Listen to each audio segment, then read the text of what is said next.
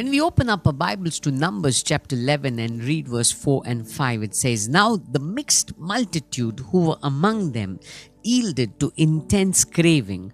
So the children of Israel also wept again and said, 'Who will give us meat to eat?' We remember the fish which we ate freely in Egypt, the cucumbers, the melons, the leeks, the onions, and the garlic." Look at this statement. The people of Israel are saying, "Who will give us meat to eat?" Did they not know that it was the Lord who worked mightily in their lives? That the Lord had delivered them from Egypt, that land that had put them in bondage?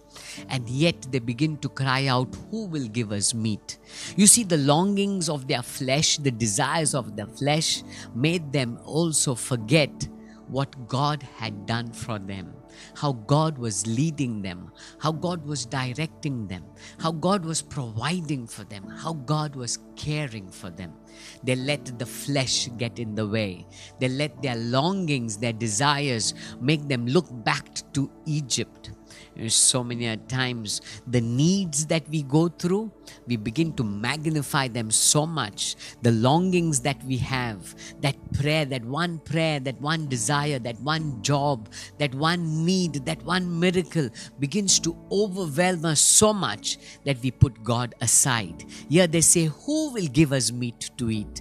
Come on, we too do the same. Many a times we magnify our problems so much so, looking at how or who will begin to help us get that answer, that job, that financial breakthrough, or who will give us that healing, which doctor should we turn to, or which advocate. We begin to look to people around us for the longing of our flesh, the longing of our hearts, forgetting that we need to look to the Lord, knowing very well that the Lord has done it then, He will do it now again. What amazes me is when the people looked at that need for meat, they began to compare what life they lived in Egypt, how Egypt provided for them, not realizing that Egypt had also put them in bondage.